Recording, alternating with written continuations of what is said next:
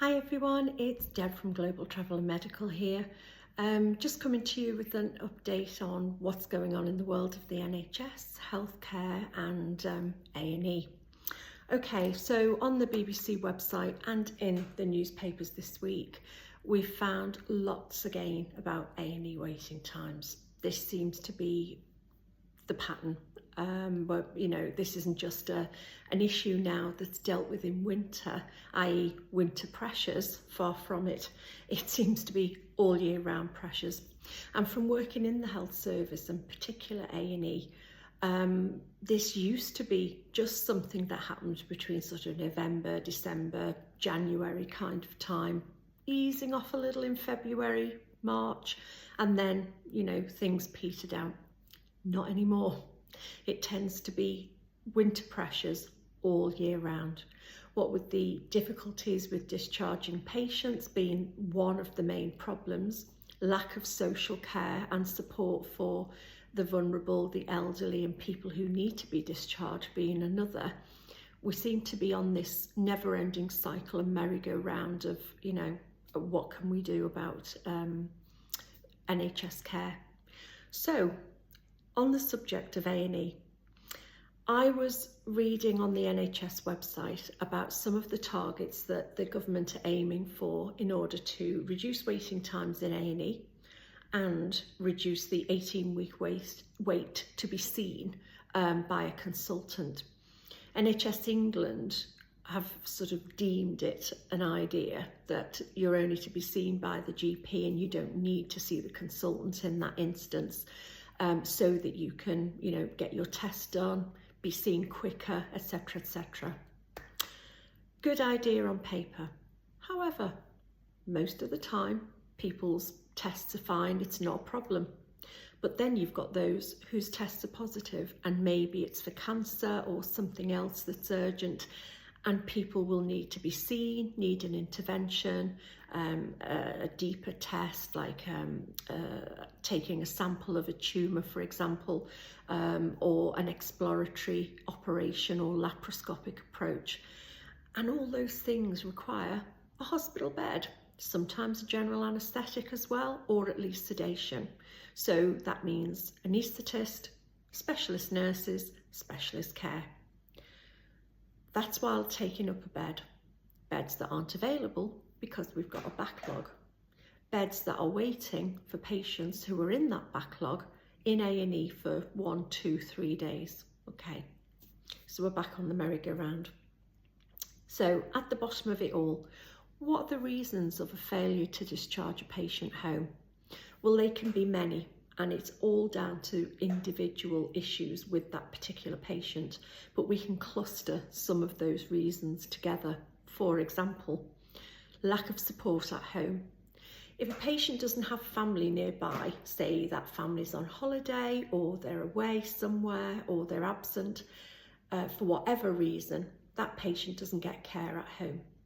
There's no one to do the shopping, there's no one to help with cleaning, there's no one to help with washing yourself, washing the bed covers, washing clothes, just general housework.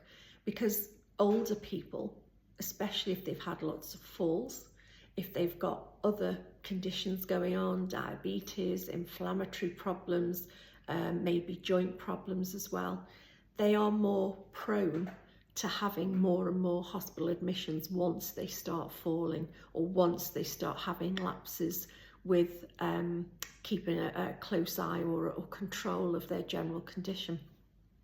Now, to send somebody home without anybody there, a lot of patients, especially if they've been sat on trolleys for hours, sat in bed or on a chair in a ward for hours, they get very stiff. They're not walking, their muscles are wasting, they're not very good on their feet, they're a bit unsteady, and sometimes with older people as well, because of problems with their ears and their eyesight, they can often get very dizzy. And sometimes the medications that they're prescribed, particularly newer medications, say for their heart, can sometimes cause dizziness, and they're prone to falls. So imagine an older person coming out of hospital. They're tired, they're stiff, their mobility is difficult, they need the toilet, they've got stairs. They can't manage, that they're a falls risk. Cooking, how can somebody make mashed potato, piece of chicken, vegetables with a pot in their hand that's heavy and full of hot water when they're unsteady on their feet? Yeah, how on earth do they do those normal activities of daily living if they're discharged too early because we need to free up a bed? The answer is they end up back in hospital, and so we're going back on this cycle constantly. And as A&E nurses, we see it all the time. There are some patients who have been discharged from the ward and they're literally home for a few hours and they come back in, usually in the same gown with the wristband on that they had put on when they came to A&E the day before or hours before. And it's this revolving door where we're not actually tackling the root of the problem. All we're doing is papering over the cracks.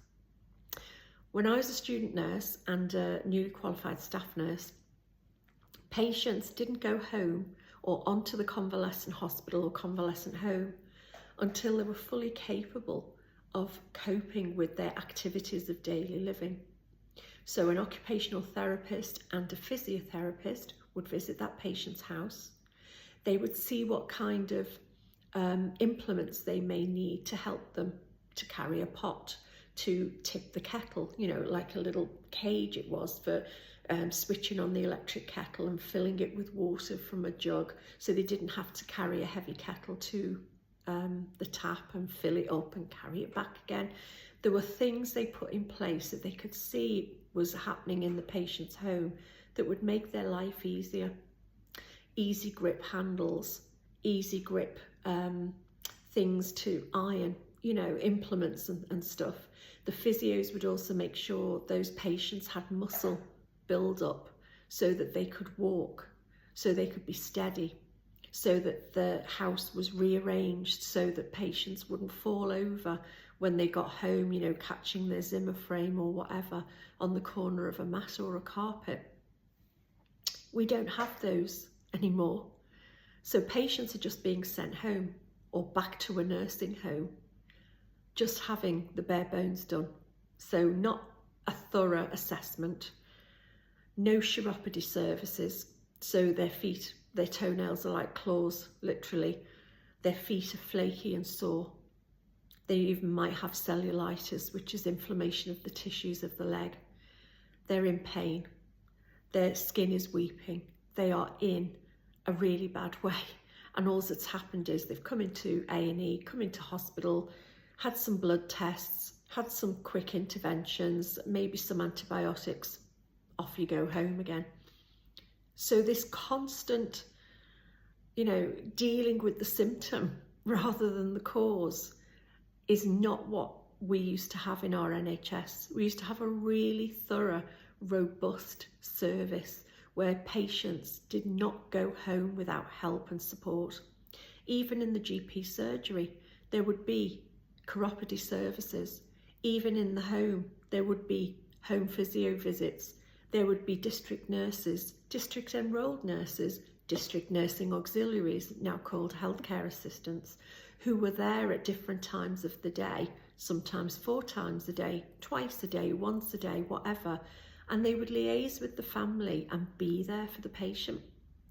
Add in, we had the home help. The home help would help get the patient dressed, get them washed, make sure, you know, their laundry was stacked up and ironed, the housework was done, they'd vacuumed, made the patient a cup of tea, even sat with them and gave them a little bit of company. And then you'd have the Meals on Wheels would come round and provide a nice nutritional cooked meal, hot, kept in a van, hot. So those patients at least once a day, sometimes twice, would get a good meal. So they had vitamins, they had roughage, they had a balanced diet, instead of, you know, packet of sandwiches thrown in front of them by private companies who, you know, haven't got the patient's best interests at heart. In many cases, some cases they do, but many cases they don't. So what's the answer to all of this? Well, decent community care. We need to go back to what we had before.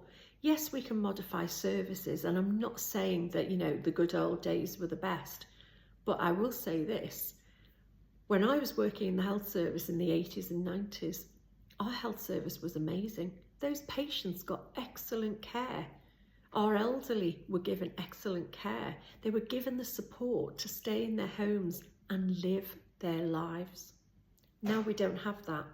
It's a care home or some kind of paid for quick fix service where the staff are so stretched and have got to drive so far, they've literally got 15 minutes with a patient. 15 minutes.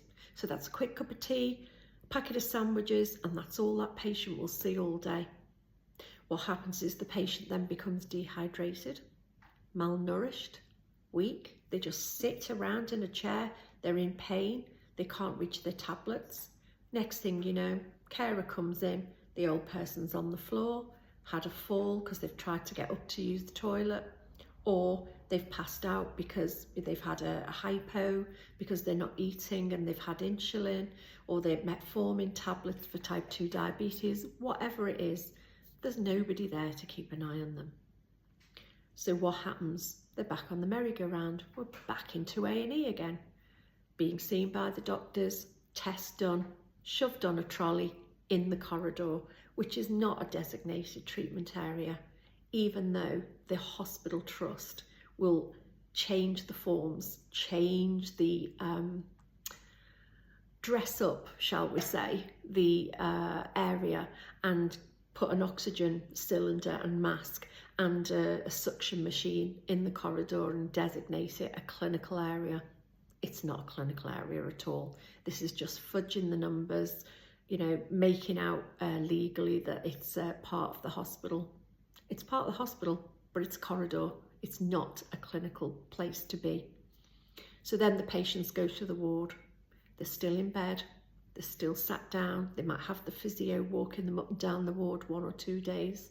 They're stuck in because there's no social services support. Again, lack of family, or even if the family are there, they can't be there as regularly. They can't be there to care for their parent because they're working.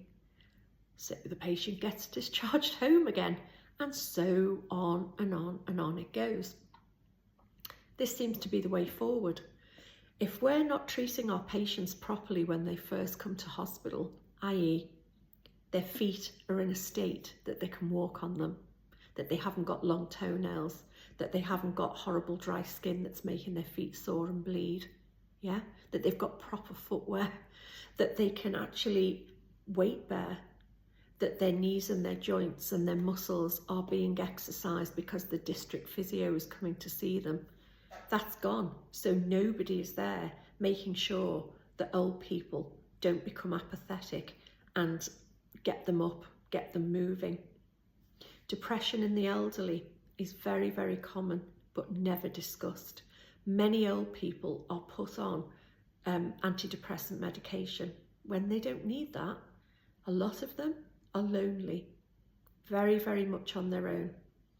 At one time, they would have luncheon clubs. So they'd go and have a hot meal in a day centre with a tea dance. So, you know, lots of tea, cake, men would play dominoes or cards, the women would dance or whatever. They'd all, you know, take turns in doing those things. And there was care. It was there for people, and it kept them alive. They'd see their neighbours, they'd talk. They would get picked up on the council-run bus service, a private bus service. They'd be taken to the day centres. They would meet people. There was socialisation. There was a hot meal. Now, for a lot of elderly patients, they do have good families, but the pressures put on families today means that both people in that family have got to work to pay the bills, to pay the council tax, blah, blah, blah. So what kind of a society are we when we're not looking after our old people? Old people who have paid into this service, paid their national insurance, paid their taxes, and have worked hard. A lot of older people have got a very good work ethic.